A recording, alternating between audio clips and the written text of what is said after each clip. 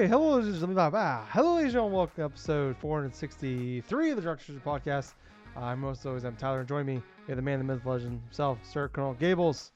We're skipping the whole, pleasantries here because we are still wearing the same clothes as the last episode because we just got to record in the last episode.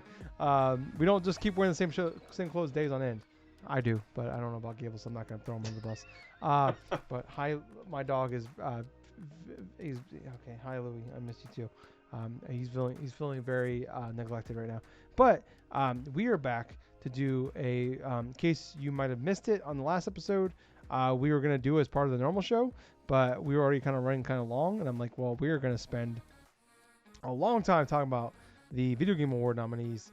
So I figured we should probably just make it its own thing, and that's what we're doing here. Oh, I need to sign in to the thing here. I should have done that. It logged me out. I'm signed back in. All right. So here's what we're doing, guys. We are going to go through here and we're going to go look through. We're not going through every category because a lot of categories are like esports and stuff like that. But we're going to go through here and we're going to kind of. I am logged into the DrunkNerds Twitter account and we're going to vote in each one. Not who we want to win necessarily, but who we think we might win. And we're going to kind of talk maybe a little about if we have some thoughts about the decisions that were added here to how, like, why these are here, why these were nominated, why maybe something else wasn't nominated, and I think it'd be kind of fun to do that. So we're gonna start the voting. I'm loading it up right now. Give me 2 seconds here. All right, Gables. So we are starting off right now. We're gonna do it here just in order by what she gives us here. We're gonna do Game of the Year. So Game of the Year always has 6 games, where most of the categories have 5. So Game of the Year here, we're starting off with Deathloop, It Takes Two, Metroid Dread, Psychonauts 2, Ratchet & Clank Rift Apart, and Resident Evil Village. So, I mean, Gills, what's your looking through this list? How you feeling about it? And who do you think, if you have an idea, who do you want to win? If you don't have to say that if you don't want to. And, I mean, who do you think will win? All right. Honestly, from what I'm seeing right on here, what I feel that's going to win is going to be probably Deathloop, in my honest opinion, because of how much it's been advertised and pushed down the throats of people through the endorsements in terms of reviews from multiple different game reviewers as well. I mean, I would be shocked if, say, like, It Takes Two were to grab it, or, like, say, if, like, Resident Evil Village were to grab it, or even like a dark horse, say like a Psychonauts 2, or even like Metroid Dread, because granted, it's like you could make an argument and stuff. There could have been other games that could have been put in the same type of slot, and like, gosh, I'm trying to think of what game from like this year could have been possibly advertised for, like, say, a Game of the Year thing for this. Yeah, I mean, a lot of people were mad about Forza Horizon 5, but I'm like, it's a race. I mean, I don't want to. It's a racing game. It's like you got to be really, really good and really different, I think, to be in there. And Right. also, kind of the downside of this is the votes at the end. For publishers, there's like 70 something different publishers throughout the world that are involved in helping bring it down to the nominees that vote on this, and they have to. It's like the first week in November, which they have codes, but it's a little early. But I'm like, I don't know. Like if that would have made it like really even if they had an extra couple weeks, it would have made a difference. I don't know. I mean, I don't know. I can't think of, like, I feel like a lot of people were mad about a lot of games that weren't there, but that's when I think about it. I'm like, I listen to some of the ones I've seen, the ones I see the most of. I'm like, that just seems it's more personal than it is like a real argument. Because I think about like what's on here, and like I'm looking at like I agree. I think what might win is Deathloop. It wouldn't be my vote. Obviously, neither one of us has played that game. But I think of like, I look at like Deathloop and Metroid Dread. And I feel like those are like the 2 games where I feel like, I mean, it's been a very weird year where I don't feel like, it's like a 2019 year, but better. Where like, it's just so across the board. And there hasn't been those, usually most years we have like 1, 2, maybe 3 games that just kind of take that fucking brass ring and like they're the game of the generation, game of the decade type games. And we really haven't had one this year, probably, unless we just have a down year, a really down generation or decade. Quintessentially, this feels like a hangover from 2020. Quintessentially, Yeah, and because then it's obviously, yeah, and then COVID. I mean, obviously, yeah, like it's always you look. I mean, like you look at 2022, how many how great 2022 looks like, and I think 2023 is gonna look like even just as good, if not better, because a lot of games that were supposed to come out in 2020 and are in late 2020 and 2021, early 2022 are being pushed back 6 months to a year, yeah. if not longer. So I feel like this is a lot of a year of a lot of like 8.5s and 9s. And I look at this list and I feel like, I mean, I think Resident Evil Village is the one that kind of surprised me to be on this list. Not that I don't think it deserves it, but I think I feel like the response to this game for the most part was there was a lot of people that were very high on it, and a lot of people were just like, yeah, it's fine. No, like it's bad, but just it's fine. But look at the rest of this, like especially like Deathloop and Metroid Dread, where I look at like those are the two games where I look at like they were uh, from from like the journalist side, from reviews and streamers and content creators and gamers. Those are the two games where I think like I will look at those two games. Those are the ones that were like highly regarded by everybody. Right. So I mean, uh, no, I shouldn't say everybody, but by most people. Where like Deathloop got tens, Metroid Dread got a lot of nines and some tens. Um, so like I just look at those. Like I think it's down those two, but I think Deathloop will win because just more so because more people probably played it. Because this is 50-50, so there's like all these different outlets that vote and they rank who they want to be, who they think should like be on these categories, and then that's how you get to the nominees. And then after that, then those same outlets vote on who they think should win, and then the fans vote. So it's 50-50 fan votes and the votes of those same people that got the nominees. So I look at it like that. I think that's why I think for the most part Deathloop will win it. And I don't think it's a wrong answer. I don't think Deathloop is either one of our games. I'd always look at Deathloop. I'm like, I think that game looks like it's fun as hell to play. I just don't like the loop games like that, time games like time loop games. So I don't know. I mean, is there anything else you thought of that should have been on this list that didn't quite make it? And I mean, are you still thinking Deathloop?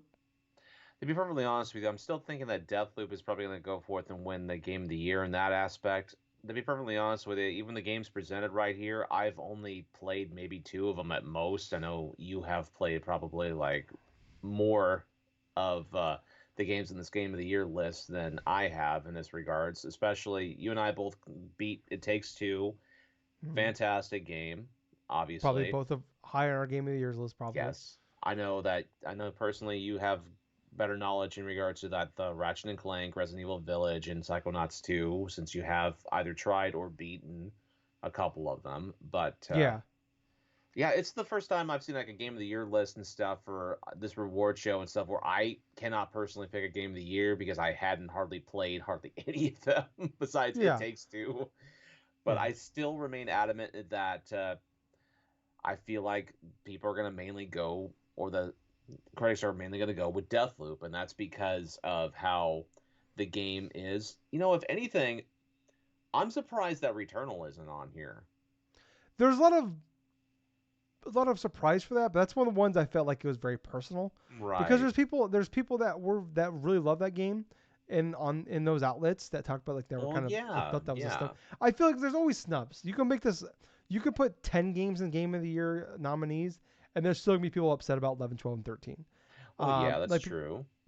and I bet that I wouldn't be surprised if that was like 7th or 8th on this list, but that game was also got a lot of 7s and 8s. Huh.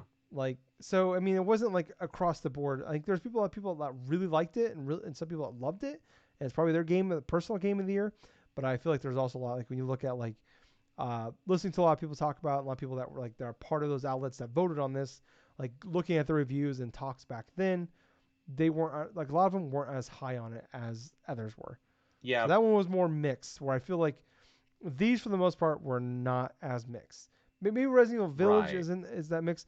I really think of it like I look at it like this. Like I think Deathloop, Metroid Dread, and Ratchet and Clank are the top three. Really, It Takes Two was kind of like even though it's published by EA, but it's like it's like the indie game like Celeste in 2018 or Hades last year.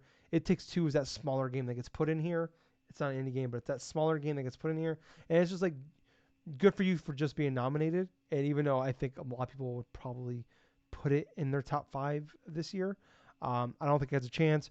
Resident Evil like Village, I think I mean it sold very well, so like but I think it sold less than 7. Um, I love that game. I like you were talking about. I beat It Takes Two. I beat Ratchet. I beat Resident Evil Village. I played Psychonauts 2. I didn't really care for Psychonauts 2, but it's not my. It's not. It's not. I think it's a bad game. It's just not my game, to be fair. So that's why I feel like it's gonna be Deathloop because Deathloop is on PC. It's on PS4 and PS5. Metroid Dread is only on Switch, and it's probably only gonna sell a couple million by the end of the year. And Ratchet and Clank is only on PS5 and it's probably only sold as well, only a couple million. So I feel like Deathloop is going to win just from the standpoint of like, um, I'm not even trying to like discredit it. I think it's probably really is the game of the year, but on Right. equal footing, it's probably the game of the year. But I think Deathloop's going to win, especially on the fan vote side, just because more people have played it. I agree. Yeah. So we agreeing to vote for Deathloop then? Yes. Okay. Clicking it in. Vote placed. And vote is placed. So let's move on to the next category here, guys. Best game direction. It's always kind of a weird category. So outstanding creative vision and innovation and game direction and design. So a lot of times it's like this is usually a little different, minor differences, but like we've seen games that like Death Stranding won in 2019, and I would honestly think God of War and Death Stranding were. Oh no, God of War was 2018. It did win that as well, but I mean that game probably deserved it honestly, and that's I mean it was my favorite game of all time. I mean maybe that's like the fanboy, maybe that's like how well that game was shot, and it's so different from every other game that came out that year. Um, game direction is I get it's so hard to describe it, but I get what they're going for. Death Stranding won in 2019, and Kojima is a great director. I'll give him that. I don't like Death Stranding, and I'll admit that, even though Kojima is my favorite game maker of all time. But so here's the list right now: Deathloop again, It Takes Two, Returnal, Psychonauts 2, Ratchet and Clank. Gables. Oh man, this one's tough because I feel like, I mean, I don't think anything's. I can't think of anything that's so stood out there from like a direction and way it was made that doesn't that was snubbed from this. Like Returnal's in here.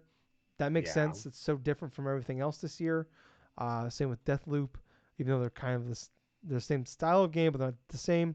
Psychonauts 2 just felt like a 3D platformer to me, but I can understand because it's the head of that is so Double Fine is so much more out there, and he's got his style. I get it because his style is all over that. So I get it from that standpoint. Yeah. Ratchet and Clank, I don't understand that one. It Takes Two. It's kind of like the Psychonauts 2 thing where I think like that's his style with Hazelight, and like their style is all over, like the fingerprints all over that one. But Gables, I think honestly, and maybe it's the fan in me on this one, I think It Takes Two takes this. What about you? I thought about that the same way, only because this is like the direction. I think it does play in large part because we both beat that game, Yeah. and the direction in that regards and stuff was clearly out of left field for a lot of it, especially when it came to different forays, especially going to the tree, going through and escaping from the freaking squirrels and everything else like that, and the whole like random moments, and then you go from one direction to like another direction that you're like in outer space or this or that. It was definitely creative in the sense where there were a lot of different places this game was taking you, which you would not have expected. I feel in the grand scheme that I feel like that, yeah, this is what most people are probably going to go with too, for like It Takes Two in that regards for creative direction. I think, I mean, obviously with fan voting, it could be anything. It could be Deathloop again, or it could be Returnal. But I think on honest merit, I think it's a two-man race with Psychonauts 2 and It Takes Two. So yeah, well, we're voting for It Takes Two.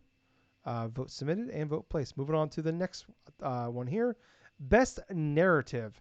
This is for outstanding storytelling and narrative development in games. So Deathloop, um, again, I think there's Deathloop and It Takes Two. I think were tied for most nominations, which is incredible. So best narrative, Deathloop, It Takes Two, Life is Strange, Marvel's Guardians of the Galaxy, Psychonauts 2. I think this is a very good list. I At think least so too. I have played 4 out of these 5. I know people loved it, Psychonauts 2. Like I said, it wasn't for me, but I know I didn't like it. I didn't not like it because of the story. I actually kind of thought the story was kind of interesting. I just didn't like playing the game. Um, and it's tough because neither one of us has played Deathloop. Um, man, this was a tough one, even for me personally, because I beat three of these 5 games. 3 of these games are probably my top 5. If I was like, I mean, just off the top of my head, those 3 of these games are my top 5 game of the year without really sitting around thinking about it too much. Um, I think best story, it would probably be between Life is Strange and Marvel's Guardians of the Galaxy for me. Um, I honestly, we've talked about this. It Takes Two story. I didn't think it was. I didn't like the characters that much. I didn't think the story. I mean, the story I think is good. I just I think when we were coming out of it, like we didn't love it, the story side of it as much, but we loved the game a hell of a lot. That's the thing. Um, The game direction of it, it was fantastic for what it did. As far as a narrative perspective, it was fairly average at best, to be perfectly honest. We didn't yeah, like both of the characters that were taken control of because quintessentially they were horrible people. yeah. But you could also argue maybe that was just part of the story. Is like Well, these people are just together. They're just terrible people, which yeah, is a real thing. I have I know couples. I know friends that like separately these people are awesome. Together they are evil and poison. Um, yeah, I think my personal vote would be for True Colors, Life is Strange. Um, man, this is tough. I don't know, Gables. What are you thinking to be wins this perfectly one? honest with you, I mean, having played 2 out of these 5 games and stuff, I thought the stronger narrative was Guardians of the Galaxy. Yeah, I mean, I think, man, like I said, my vote is True Colors, but I think you're right. That do you think that is that your personal vote, or do you think that's what will win? That's a tough one because I'm honestly the problem is I'm leaning Deathloop on this one because it's the highest selling of it, like of all of these, which is always the tough part because like, but I'm hoping the games journalist side the are the ones like they're voting. I feel better about them than I do the fan voting this year on this one, honestly. Um, but yeah, I think I'm gonna agree with you. I think it's gonna be Guardians of the Galaxy. okay, All right, we're voting it, putting it in place. That one's tough though because I feel it like was.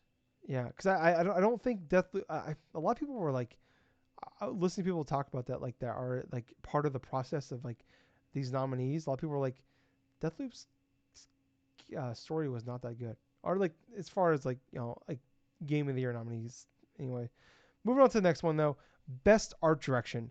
This is for outstanding creative and or technical achievement in artistic design and animation. Um, we have Artful Escape, Deathloop, 4 for 4 so far on those. Kena, Bridge of Spirit, Psychonauts 2, and Ratchet and Clank Rift Apart. I think for best art direction, the only one of these are so I've beaten Kena and I've beaten Ratchet and I played Psychonauts 2. Um, Ratchet is a very pretty version of Ratchet. Psychonauts 2 direction is art is you know its own thing. No one else does it. Um, Artful Escape, people that love that game, love that art style. I love that art style. I don't like. I played a little bit of it. I played like 20 minutes to be fair, but I just didn't like the game itself. Um, I don't. Deathloop is just more of Arcane's style. You know, it's I don't know. It's the same art they've been doing for a while. It's just a pretty version of it. I think my vote personally would be Kina, and I think it will be Kina. What about you, Gills? Hmm. I could see where you would say, for in regards to Kina and stuff. I would think that in terms of like the artfulness of that, that if it were from like a perspective of say for what everyone would vote on and stuff, it probably would be either between that or Psychonauts 2, because Yeah. how creatively Tim Schafer is with his team and stuff, and redeveloping like that game series in general. I mean, hell, I've seen tidbits of the Artful Escape. I thought that it looked fairly fun. Like it looked like the art range of it looked fairly nice and stuff. Deathloop has its own distinct style, but I wouldn't cite it for like best art direction. I would more or less decide maybe like it may be like contender for like say what people will vote on for like maybe one of the best gameplays of it possibly, Mm-hmm. because it's Yeah. Arcane Studios. They're known for that type of fast paced gameplay Yeah. style and stuff. It's the same style as Dishonored stuff like. I Yeah, mean, and then you yeah. I have mean, like Ratchet and Clank and stuff, where that generally has like a good look and feel and stuff. And since that was one of the first games showcased and stuff, I mean, yeah, the art's gonna look like popping in some retrospects, but in terms of say best art direction and stuff, I don't know too much about Kina. I mean, I've seen some bit of like gameplay of that though, but I've never really personally. That's the problem with this. Is like all these games, the best art direction. I've never actually tried playing any of them, yeah. but the reason why I would think that people would go more or less with Psychonauts 2 is because, like, well, the familiarity with Tim Schafer and how creative a lot of his games and stuff go in terms of artistic direction. Okay. I think Kina and Artful Escape are just so different from anything else this year. Yeah. Like I said, like we've seen the Tim Schafer game, we've seen Ratchets, we've seen Arcane Studios. We haven't seen anything like Artful Escape and Kina in gaming. Kina is if Pixar made a video game.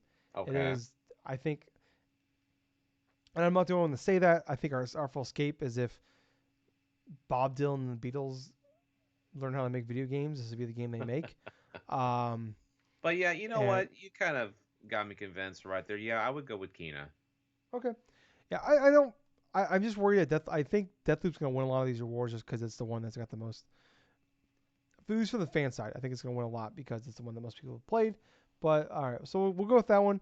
These man, I don't. These ones are tough. This is a very tough year. Best score music. That's I don't need to read the definition. I think Oh, that there's stands no out on its own. contest for me, but still, go ahead with you. All right, so Artful Escape, Cyberpunk 2077, Deathloop, Marvel's Guardians of the Galaxy, and Neo Replicant. Anything you think that should have been here that wasn't? And I mean, what would you personally vote for? And what do you think will win?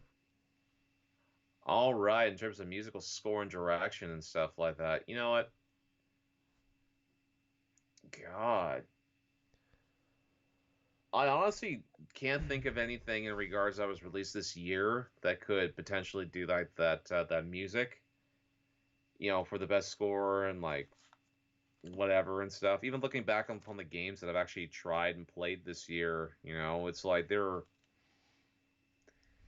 the only ones I could really the only thing I could really see in terms of like music that I did firmly enjoy that I would personally vote for would be Guardians of the Galaxy, because a lot of that music is stuff I grew up listening to anyway. Yeah, it's just the '80s best hits of the '80s, Yeah, basically. pretty So much. Yeah, yeah, pretty much. But I don't know too much about some of the soundtracks here. I mean, Near Replicant, I would probably think that is probably wouldn't be voted upon mostly. I think it's going to be either between Deathloop or Cyberpunk 2077, personally. yeah. I don't think Cyberpunk's gonna win because, like I said, it's 50-50 fan vote. I think Yeah, that one's out. I can't believe that's got in there. The music is it's actually good, but I'm surprised um, it just got nominated for anything. yeah, Um, Artful Escape's music is wonderful from what I've heard. Um, Near Replicant, I mean, the Near music is top notch to me. I true. still go back and listen to Near Automata's music all the time. But I think it's gonna be Guardians of the Galaxy 2. I don't really like Guardians in this honestly because I feel like it's like I know okay, so it says for outstanding music inclusive of score, original song, and or licensed soundtrack. So technically, it fits the letter of the law. I feel like it breaks the heart of the law. I wish it was like more like didn't include licensed I can music. understand that, but even in certain key moments inside of the game in and of itself, like say you're idly inside the ship and stuff, and you're trying to work on Yeah, things at your workbench, and you have a couple songs that bust on, or even in the midst of combat where you have to do your huddle and stuff, and all of a sudden, like a tune blares out, like say Bonnie Tyler's "I Need a Hero," or like Or God, even like freaking like Rick Ashley or whatever the hell just blaring over Yeah, there. It just fits. It fits the tone and on the overall like direction of that game in general. That's why I kind of yeah, felt like it was one of the best in that regards. But I could see that being voted on to being the best soundtrack personally. yeah. I think it's gonna win. I think you're right. I would say the one thing that's not. This is the ones where like I feel like Life is Strange, True Colors should be in here if we're gonna include licensed music because I think that soundtrack. I mean, the music is always top notch in those things. People, and it's not just me that says that. A lot of people say that, but um, I don't know. I'm surprised that Nier's in here, and Life is Strange is not. But anyways, all right. So we're voting for Guardians of the Galaxy. I think it's gonna win. I think you're right. Just because I mean, it's a lot of people love that music, and a lot of more people know that music. So, moving on here to next one. Uh, God damn, 6 of 6 so far for Deathloop. Now we're on the sixth category. Deathloop has been in every single one of them. Best audio design, recognizing the best in-game audio and sound design. Forza, Deathloop, Ratchet and Clank, Resident Evil Village, Returnal. This one's tough because A, I don't fully understand what they're saying, and B, I Forza sounds very good. Um, Recognizing the best in-game audio and sound design. So basically, the oh, types of sounds effects and stuff. Basically, the types of like, because and what's very interesting about this one is 4 out of these 5 are uh, exclusives to a console. yeah, Resident Evil Village did has PlayStation 5 exclusive haptics and 3D audio with PS5 if you use the headset. So that makes sense. I played 4 out of these 5. I well, Forza you can't. I guess you could beat, but you can't really beat it. So I've beaten 3 out of these 5, or I played. I would say 10 plus hours of 3 out of these 5, or beaten them. Returnal I played a few hours of. Deathloop I have not played. Best audio design. Oh, I gotta. I think it's gonna be Forza, but my vote would be Resident Evil because that 3D audio was fantastic in it. With the haptic feedback, and then also just like with the way with things sneaking up on you, walking the scariness of it, especially playing. I beat that game I played the whole game with my headset on. hmm I thought it was second to none if going based off of the description we have here, but I think it's gonna be Forza because it does have the Dolby Atmos audio, which I know people love. And that game, when you're it just sounds really good to play. What about yeah, you, Gables? that does make a lot of sense. I would definitely think that with the amount of time and effort they put into the audio tracks, and also in terms of the audio, like even like the sound effects and stuff inside Forza games, that yeah, Forza Horizon 5 would probably be the one that would win this category. Okay, we're going with Forza then, and moving on to the next one. All right, best performance. So we have Erica Mori as Alex Chen from Life is Strange: True Colors. Uh, Gian, I can never say his name. Giancarlo Esposito as Anton Castillo from Far Cry 6. He's the main bad guy. Jason Kelly as Colt Vaughn from Deathloop. Maggie Robinson as Lady Demetrius from Resident Evil Village. She was the tall lady. And Ozemia, I can't, Akawa, I'm so sorry for fucking that up. Juliana Blake. Ooh. I think my pick would be Erica Mori as Alex Chen from Life is Strange. I think it's going to be Maggie Robinson as Lady Demetrius. That makes the most sense to me because that her act her character was pretty much the vocal point about that entire experience in regards to Resident Evil Village from what Yeah. I've heard from people and stuff. They really loved her performance. There's also plenty of memes of Lady Demetriou, like Mm-hmm. Dimitrisu and stuff. It's I understand there's been other strong performances. I mean, with Giancarlo and with Jason Keeley, and especially with Erica Mori and stuff like that for Life is Strange: True Colors. But I feel like Maggie's the one that's going to win this category. All right. Yeah. Yeah. I think she's the one that blew up the internet the most. Yep. So, give me 1 second, Gibbles here. Sorry, people. I'm gonna have to switch my headphones. My AirPods are batteries are dying. So, give me 1 second as I switch over. So bear with me here. But Gables, we are as I'm doing that, I will cut through here. So Games for impact. For a thought-provoking game with pro-social meaning or message, we have Before Your Eyes, Boyfriend Dungeon, Chicory, A Colorful Tale, Life is Strange, Two Colors, and No Longer Home. What's your thoughts looking at this one?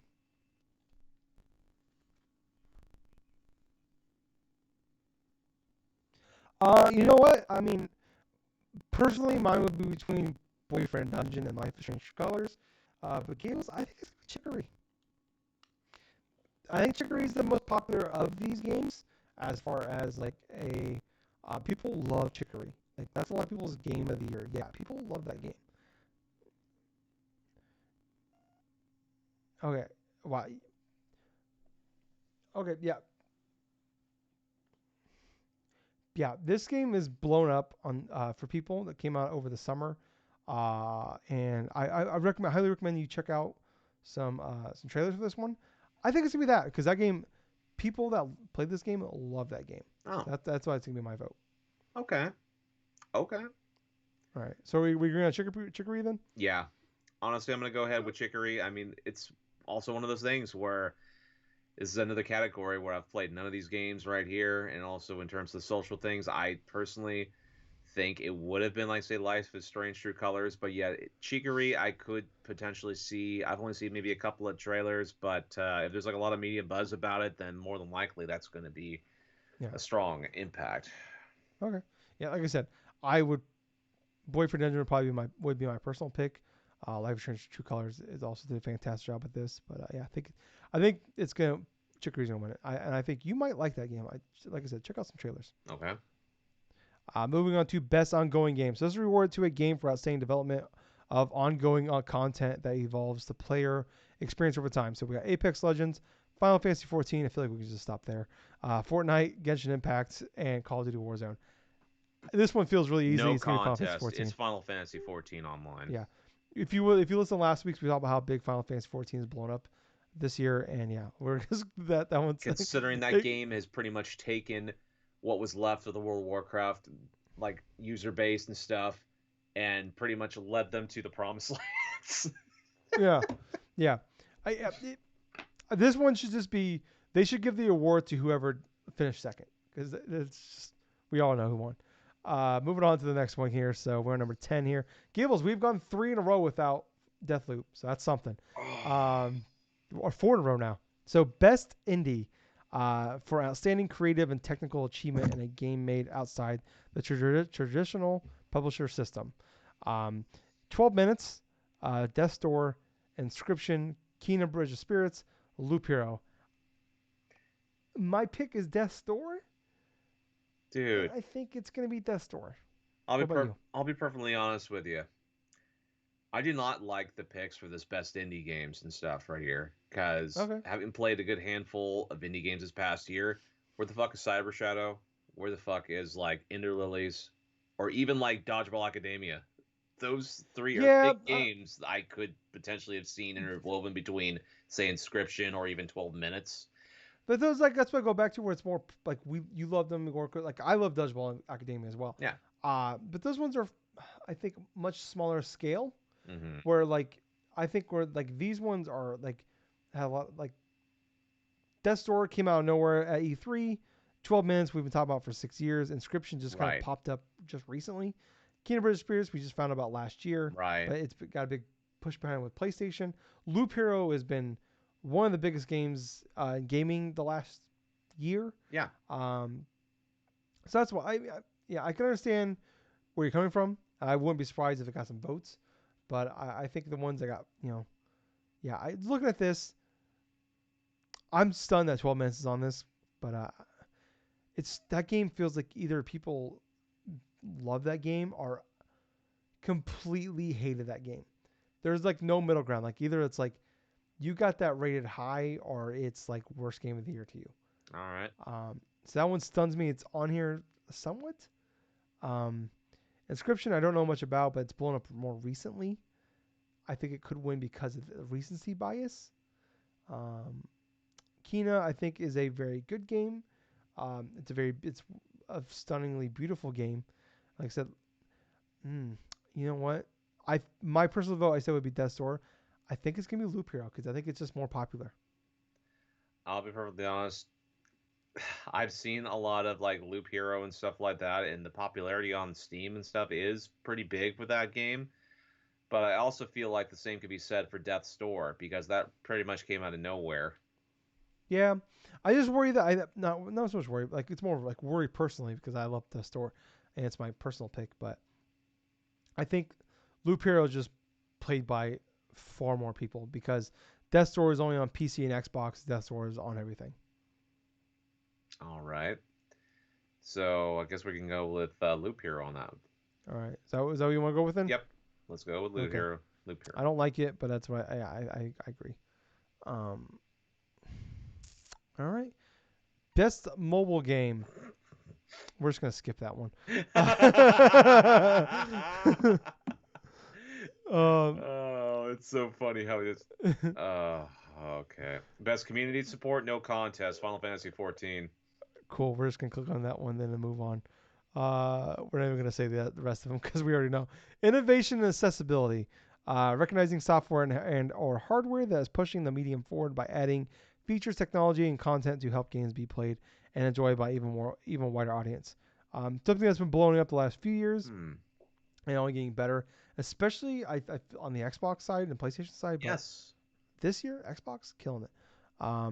Far Cry 6, Forza Horizon 5, Marvel's Guardians of the Galaxy, Ratchet and Clank Rift Apart, The Veil, Shadow of Crown.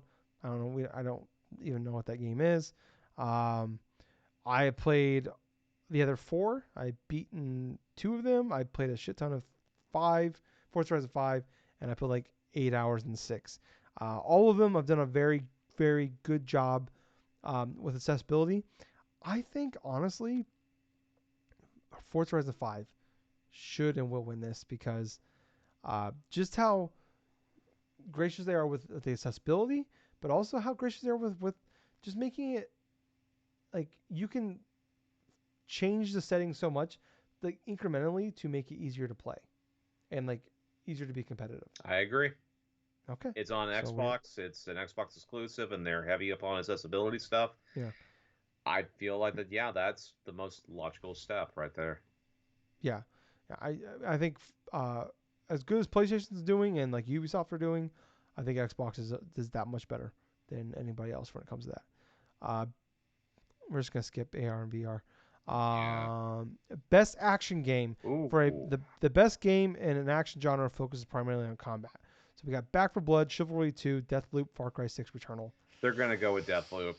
I think it's gonna be Deathloop as well. But I'm also wondering sometimes because like you hear, it's kind of like when you would like reading Nintendo Power as a kid, or even like listening to like people talk about like how voting processes worked, like on like websites and other journalist areas where like Yeah. on newspapers where like or not, but magazines where it's like, all right, well, you know, this game will win Game of the Year, so then we'll give this other game best action adventure game of the year, even though Game of the Year is an action adventure game, but we don't want to give it that twice. So I always think that could happen in this category. Like people will vote for the second best game in that one. That way, it's kind of like hey, you didn't win Game of the Year, but you won this one. But I think it's gonna be Deathloop. Yeah. All right, moving on. Best action adventure game.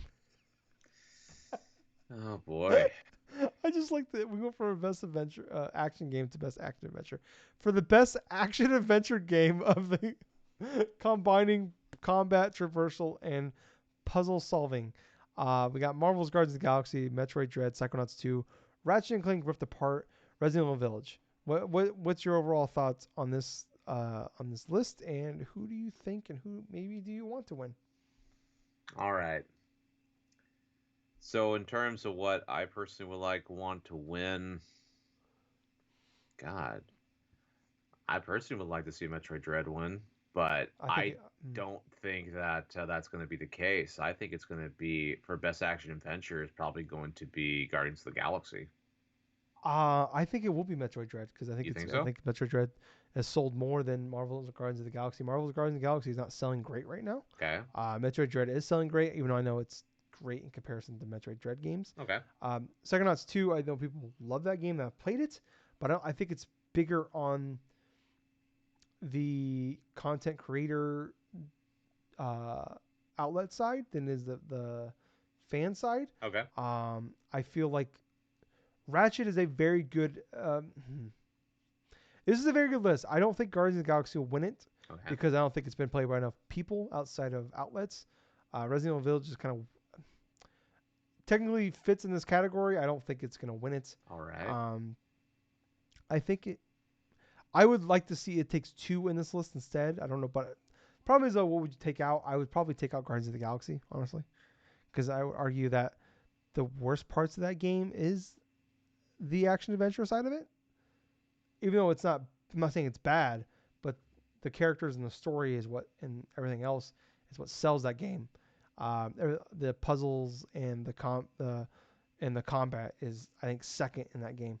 Okay. So I think Metroid Dread then. All right, yeah, I'm gonna lean Metroid as well. So we're gonna go Metroid. All right. Moving on. Best role playing. What the fuck here? Best role playing game for the best game design with rich player character customization and progression. Okay, that makes sense then. Including massively multiplayer experiences. So when I saw Cyberpunk 2077 in this, I was like, what the fuck? And you heard me literally say what the fuck. Yeah. You knew that, but that's on here. Monster Hunter Rise, Scarlet Nexus, Shin Megami Tensei 5, Tales of Arise. I'm not gonna. This is pretty much one of my categories here.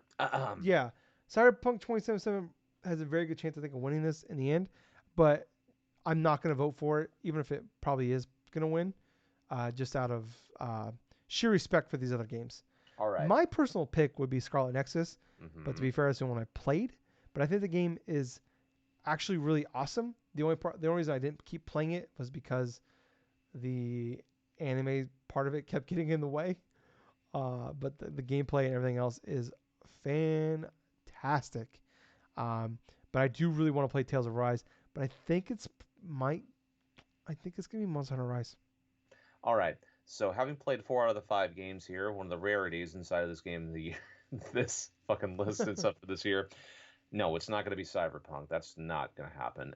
But in regards to the other games on the list, I've played a little bit of Monster Hunter Rise, played a little bit of Scarlet Nexus, and I have played a little bit of Tales of Arise. From the personal hearsay and stuff, I know there was plenty of people that love playing Monster Hunter Rise, but I've been hearing fantastic things about not just Tales of Arise, but also Shin Megami Tensei 5, even though two out of the 4 games here are locked as exclusives here for Nintendo Switch, right, currently at this moment, up until the PC port of Monster Hunter Rise comes out later. Next year, yeah. My vote goes, I honestly feel like the one that's going to win is Tales of Arise, because I'm hearing a lot of great, fantastic praise of this. Yeah. And it's the highest selling Tales of Rise game already. So yeah. It's the I agree with you. Tales Up game, yeah. Yeah. All right, cool. We're going with that one then. All right. That's a good point too, especially behind everything. So it helps out. Moving on here, best fighting game. This was always tough because there's not a lot of. The problem is with this is a lot of times there's not a lot of fighting games come out every year, so it's always kind of weird. And it's like half the time I never heard of most of them. Well, just like this year. This is definitely another one of my categories. Yeah, so we have. Okay, I got 2 weeks in a row. I got to do this one. Demon Slayer Kimetsu no Yaibu, the Hino Kami Chronicles. Nailed it. Guilty Gear Strive, Melty Blood Type Lumini. Okay. Nickelodeon All Stars Battle. Fuck off, Nickelodeon. And Virtual Fighter 5. I feel like Nickelodeon's in there just because there's probably a lot of like mid-20s. Yeah, popularity, and a lot of mid-20-year-olds are now in these outlets that are eligible to vote, and that's how I got in there. Gables, this is your category. What are you thinking? All right, let's cut to the chase right here. It's like it's not going to be Virtual Fighter 5 Ultimate Showdown because the online's complete garbage with that. Nickelodeon All Stars Brawl, it's there for popularity, but it's not going to be one of those ones that's going to go. I personally think it's going to be Guilty Gear Strive because I have heard a lot of good things about it coming on for the PS5 and Xbox Series X and stuff, and it's also one of the more popular games that have been coming up there, so I'm going to go Guilty Gear Strive. That's probably going to win. And Nerves and Talking Ship's son's favorite fighting game of the year as well. It's an extra life joke for people. So that's only 3 people get that joke. Best family game, aka the Nintendo Award, for best game appropriate for family play, introspective, irrespective of genre or platform. It Takes Two, not a good family game. Gable, it's nominated. I don't feel like that game. It's about divorce. I don't feel like that's a good family game. I would not want my kids around playing the game with me. But the other 4 games, no surprise, are Nintendo games. We have Mario Party Superstars. That's a good way. That's also not a family game. That's a good way to break up your family. New Pokemon Snap, Super Mario 3D World plus Bowser's Fury, WarioWare Get Together. I'm gonna pick Mario 3D World, Bowser's Fury. And I agree with you 100%. Mario games that are platformers like that, they usually are great family games. So yeah, and it's weird because New Pokemon Snap is a 1-player game. yeah, WarioWare is selling very well for a WarioWare game, but it's also ultimately a disappointment. And it's not selling. It's not like I don't think it's gonna be like probably hasn't sold multi-millions. It Takes Two would be my personal pick out of this, but it's not a good. it's not a good family game at all. I would not want to. Yeah, I would not want my kids around playing this with me. So yeah, Mario 3D World plus Bowser's Fury. All right, next category. I don't know how many categories we got left here because a lot of these we're not going to vote on. Best sim and strategy. Yeah. Best game focus. Can we just skip this one? Let's skip this one. Okay. We don't really play a lot of sims or strategy games. Best sports / racing game for best traditional and non-traditional sports and racing game. F1 2021, FIFA 2021. Fuck off, FIFA 2021. I think it's just going to be Forza Horizon 5 personally. Yeah, so yeah, Forza Horizon 5 is probably going to win it. I think we agree on that. We're going to click on it. But Hot Wheels Unleashed is in there, Riders Republic. Good for you, Hot Wheels, because I think the game actually sounds kind of cool. I will say this: where the fuck is Cruis'n Blast? That's true. That's not in there. You can get rid of FIFA and just put. This could really just be the best racing category, and we could just put all 5 racing games because FIFA should not be in this list. Yeah, no shit. Madden shouldn't be on this list. FIFA, NBA 2K. Should not. I'm actually surprised that Madden isn't on the list at all, considering how. It usually isn't. A lot of times you see NBA. A lot of times you'll see NBA 2K in there, and it's like why. So best multiplayer game, we have Back 4 Blood, Knockout City, It Takes Two, Monster Hunter Rise, New World, Valheim. I'm thinking It Takes Two. Yeah, definitely hands down. It Takes Two. That's the best multiplayer. Yeah, I just don't. It is. I mean, I think it's better than all these games. Monster Hunter Rise should not be nominated because it's only available on the Switch. It should just fail right then and there for that. Content Creator of the Year. We'll just skip that one. I think we're getting close to the end of this stuff. Oh, that's best indie debut. Best debut indie. So this is from the best debut game from any independent studio. So we got Artful Escape, Forgotten City, Kena Bridge of Spirits, Sable, and Valheim. Probably gonna be Kena. I think I agree. Maybe Valheim, maybe because it's made by Amazon. Could win it, but yeah, I think I'm gonna go Kena. That one's tough because because Valheim's the biggest of all of them. Right. But yeah, we'll go Kena. All right, I don't know what we got left here. Okay, this is the last one. Oh God. Most anticipated game. The difficult one of them all. So Elden Ring, God of War Ragnarok, I almost said Horza, Horizon. I was trying to. We got Horizon. I was thinking Forza Horizon. Horizon Forbidden West, the sequel to Legends of Zelda Breath of the Wild, and Starfield. I think it's going to be the sequel to Breath of the Wild.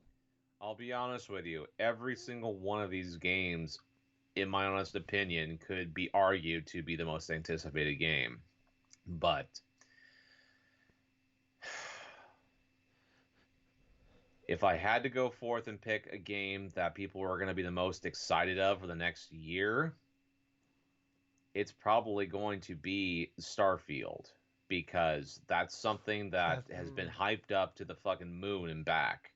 Yeah. But at the same point, my personal choice probably would be the sequel to Breath of the Wild, because obviously I love the Legend of Zelda franchise.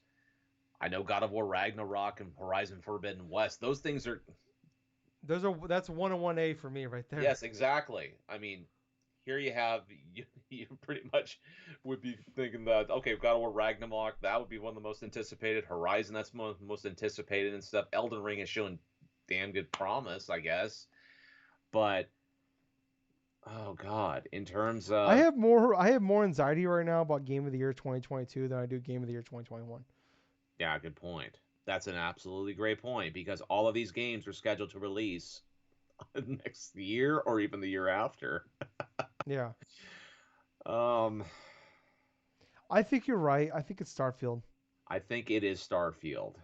I On think ultimately Bethesda Game Studios, the Fallouts, the Elder Scrolls, is it's honestly just bigger than Zelda, it which is crazy to absolutely think, but it probably is. is. It Yeah. absolutely is. Starfield has been hyped and in development for decades in regards to this stuff. A decade. A decade here for Bethesda, and this is post being bought up by Microsoft, and we've seen little tidbits of this, but it's been hyped to the moon. People are the most gonna be voting for that. Yeah. Yeah.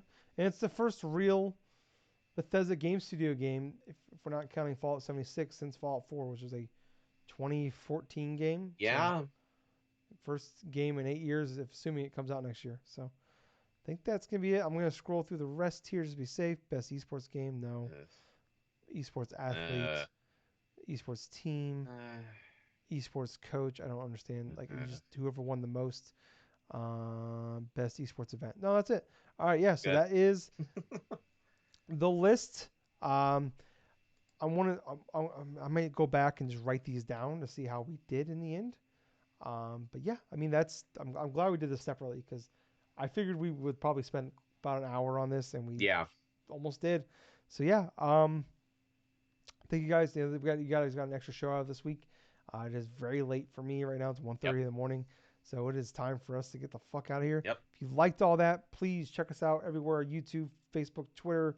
There's in the link. There's a link in the show notes. Linktree is what we use, and it has the link to everything we are available to. Like I said, Spotify, Anchor, even has Extra Life in there. YouTube, Facebook, Twitter, iTunes, whatever. We're on it. Please like, share, subscribe. 5 stars, comments, reviews, whatever you can do to help us out. We really would appreciate it. Oh, shows. I was Tyler. And I have been Colonel Gables. Play some goddamn video games. Yeah. Yeah. Listen to us, and then when you're done, play some video games. But thank you for listening to another fun-filled episode of the Drunk-Nerds podcast. Hey, Gables. Yeah? Too sweet. Too sweet, man. Bye, guys. See ya.